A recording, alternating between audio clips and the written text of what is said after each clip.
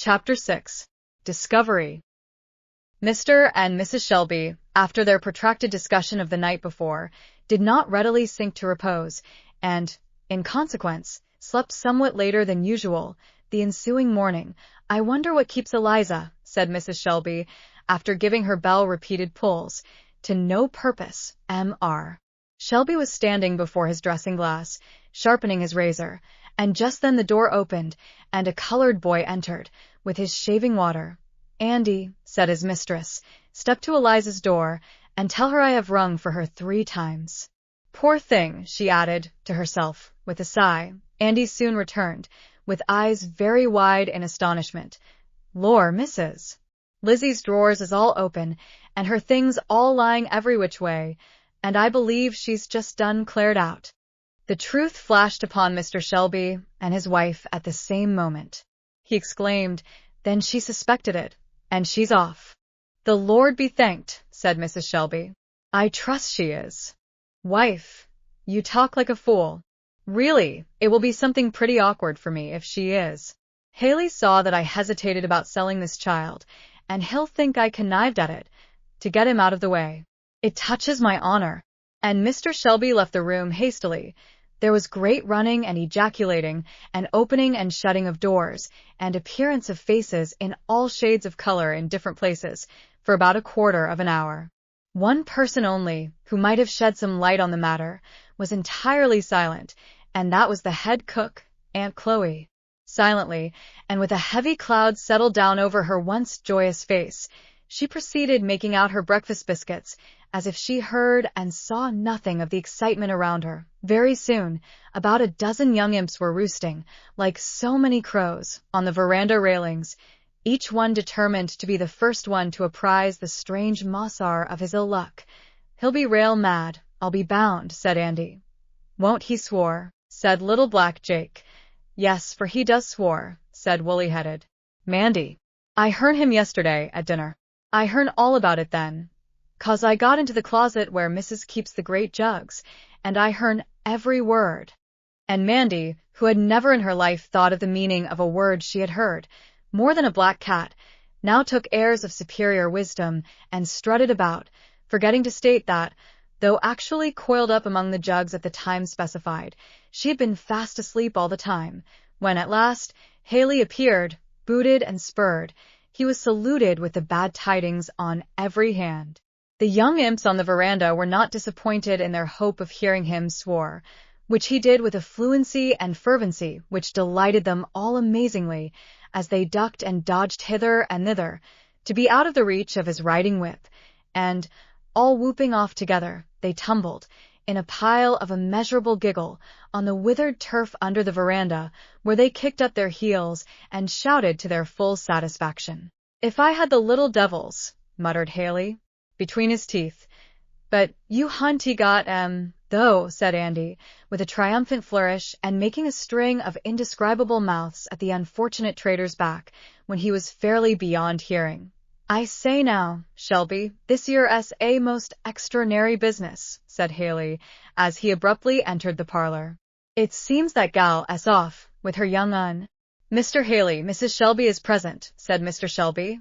"I beg pardon, ma'am," said Haley, bowing slightly, with a still lowering brow, "but still I say, as I said before, this year's a sing'lar report." "Is it true, sir?"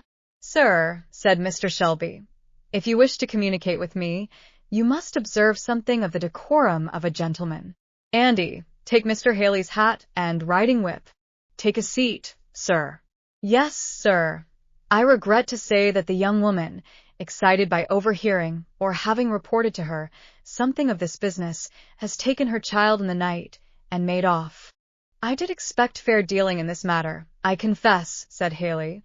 "Well, sir," said Mr. Shelby, turning sharply round upon him, "what am I to understand by that remark? If any man calls my honor in question, I have but one answer for him." The trader cowered at this, and in a somewhat lower tone said that it was plaguey hard on a fellow that had made a fair bargain, to be gulled that way.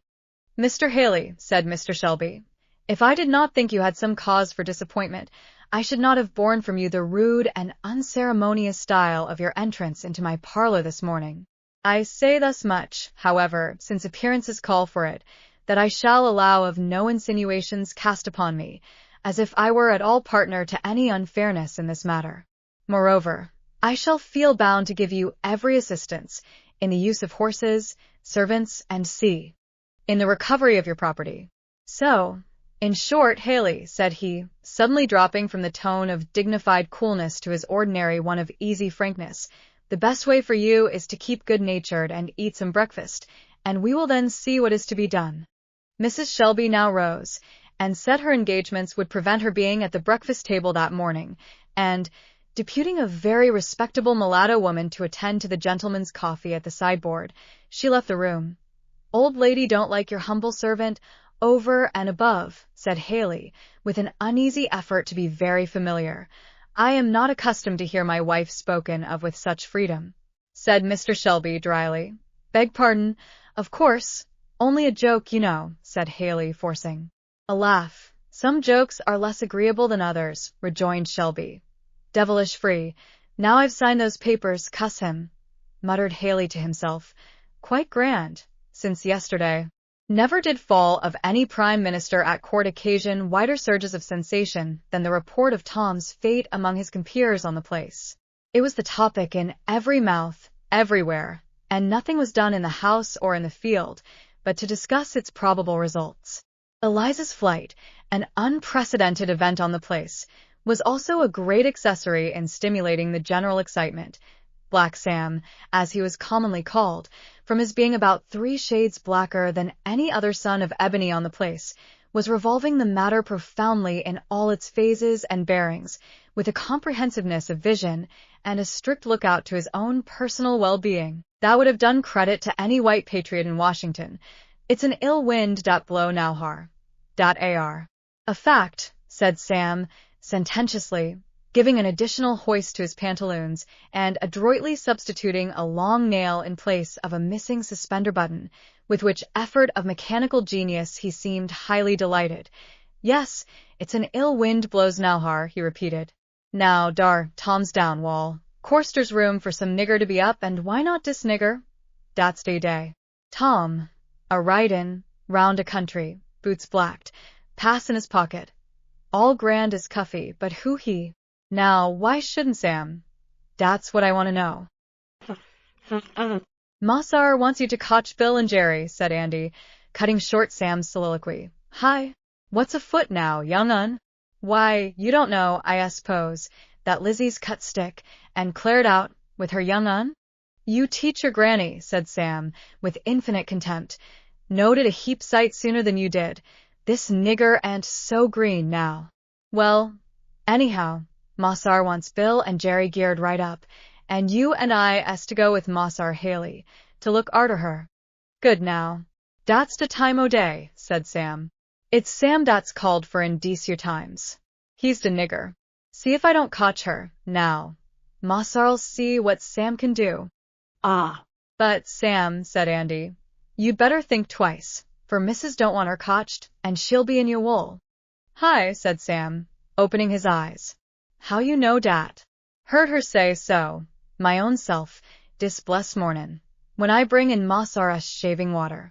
She set me to see why Lizzie didn't come to dress her, and when I telled her she was off, she just riz up, and ses she, the Lord be praised, and Mossar, he seemed rail mad, and ses he, wife, you talk like a fool. But lor, she'll bring him too. I knows well enough how that'll be.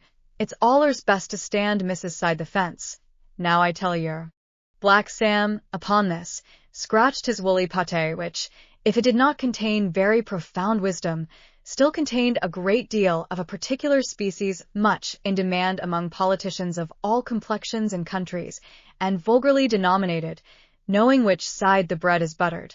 So, stopping with grave consideration, he again gave a hitch to his pantaloons, which was his regularly organized method of assisting his mental perplexities.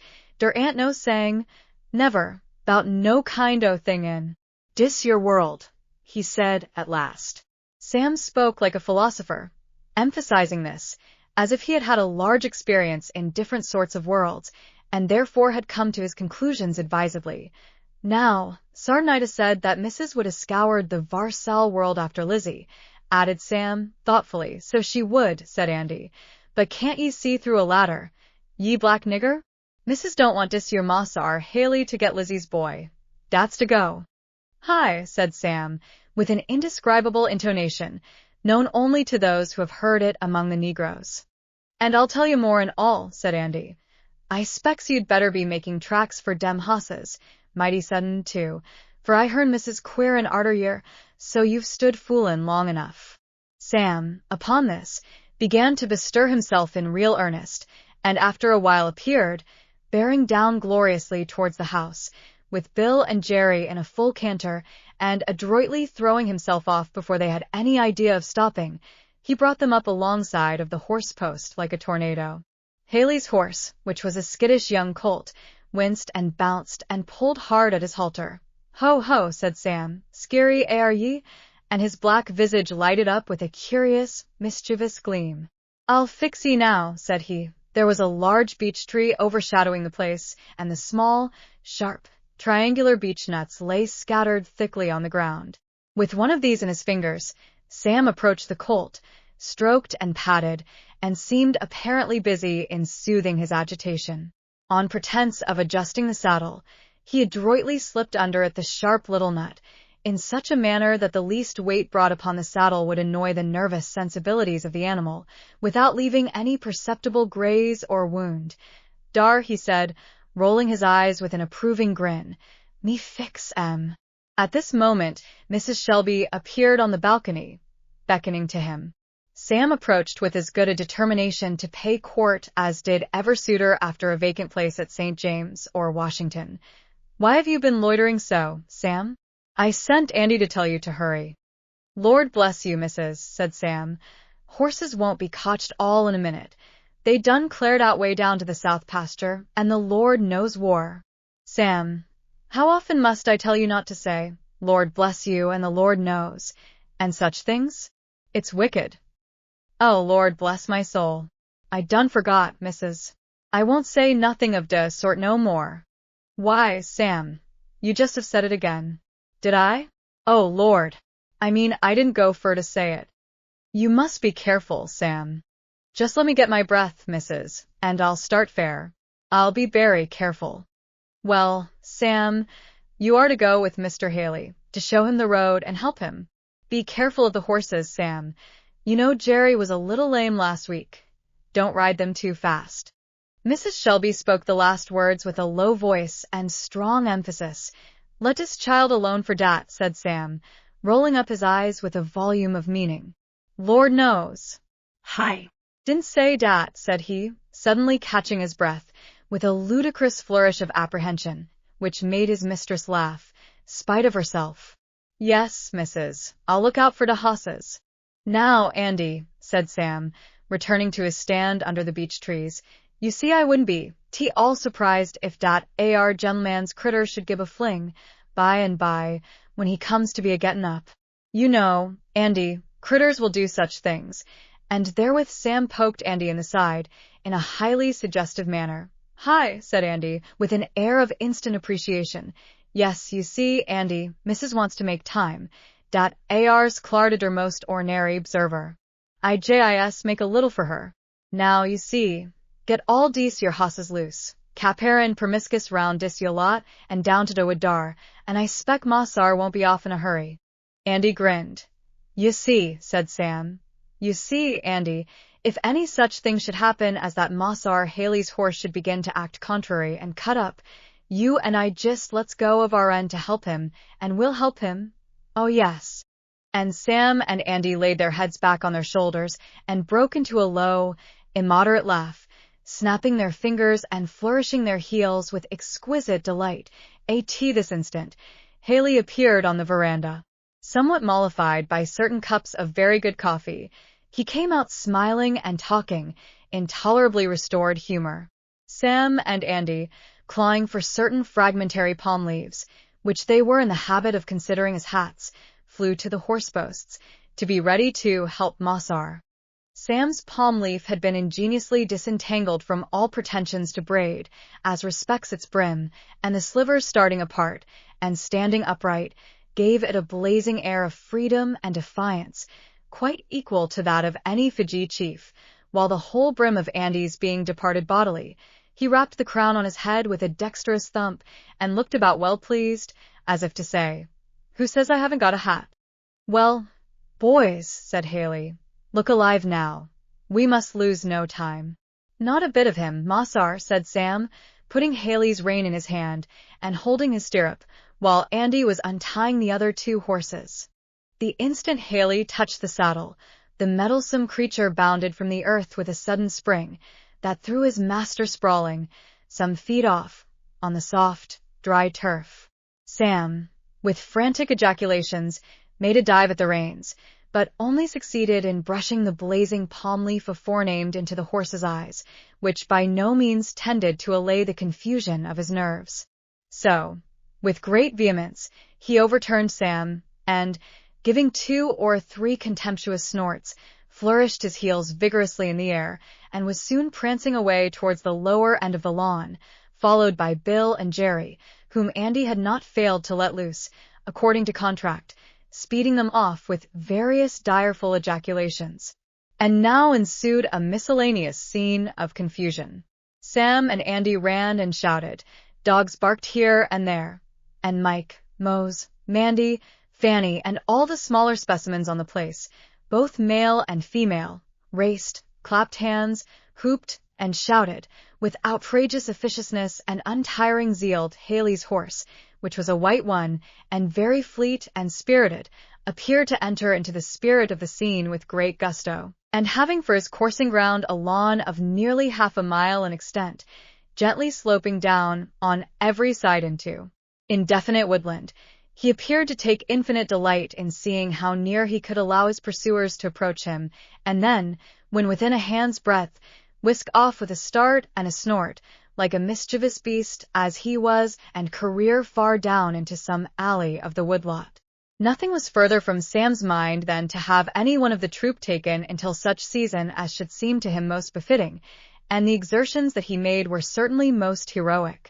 Like the sword of Coeur de Lion, which always blazed in the front and thickest of the battle, Sam's palm leaf was to be seen everywhere when there was the least danger that a horse could be caught. There he would bear down full tilt, shouting, "Now for it! Catch him! Catch him!" in a way that would set everything to indiscriminate rout in a moment. Haley ran up and down, and cursed and swore and stamped miscellaneously. Mr. Shelby in vain tried to shout directions from the balcony, and Mrs. Shelby from her chamber window alternately laughed and wondered, not without some inkling of what lay at the bottom of all this confusion. At last, about 12 o'clock, Sam appeared triumphant, mounted on Jerry, with Haley's horse by his side, reeking with sweat, but with flashing eyes and dilated nostrils, showing that the spirit of freedom had not yet entirely subsided. "He's cotched," he exclaimed, triumphantly. "If 't hadn't been for me, they might have bust themselves all on 'em, but I cotched him." "You," growled Haley, in no amiable mood. "If it hadn't been for you, this never would have happened." "Lord bless us, Mossar," said Sam, in a tone of the deepest concern, "and me that has been racin' and chasin' till the sweat just pours off me." "Well, well," said Haley, "you've lost me near 3 hours, with your cursed nonsense. Now, let's be off, and have no more fooling." "Why, Mossar," said Sam, in a deprecating tone, "I believe you mean to kill us all clar, horses and all. Here we are all just ready to drop down, and the critters all in a reek of sweat. Why, Mossar won't think of startin' on now till arter dinner. Mossar's hoss wants rubbin' down. See how he splashed hisself, and Jerry limps too. Don't think Missus would be willin' to have us start this here way, nohow. Lord bless you, Mossar, we can catch up if we do stop. Lizzie never was no great of a walker." Mrs. Shelby, who, greatly to her amusement, had overheard this conversation from the veranda, now resolved to do her part. She came forward, and, courteously expressing her concern for Haley's accident, pressed him to stay to dinner, saying that the cook should bring it on the table immediately. Thus, all things considered, Haley, with rather an equivocal grace, proceeded to the parlor, while Sam, rolling his eyes after him with unutterable meaning, proceeded gravely with the horses to the stable yard. "Did you see him, Andy? Did you see him?" said Sam, when he had got fairly beyond the shelter of the barn and fastened the horse to a post. "Oh, lor, if it warn't as good as a meetin', now, to see him a-dancin' and kickin' and swearin' at us. Didn't I hear him? Swore away, old fellow, says I to myself. Will you have your hoss now, or wait till you cotch him? Says I. Lor, Andy, I think I can see him now." And Sam and Andy leaned up against the barn and laughed to their heart's content. "You're oughta seen how mad he looked when I brought the hoss up. Lord, he'd a killed me if he durs to, and there I was a-standin' as innercent and as humble." "Lor, I seed you," said Andy. "A'n't you an old hoss, Sam?" "Rather specs I am," said Sam. "Did you see Mrs. upstairs at the winder?" "I seed her Logan." "I'm sure. I was racin' so, I didn't see nothing," said Andy. "Well, you see," said Sam, proceeding gravely to wash down Haley's pony, "I acquired what you may call a habit o' observation, Andy.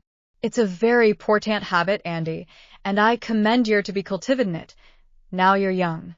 Hist up that hind foot, Andy.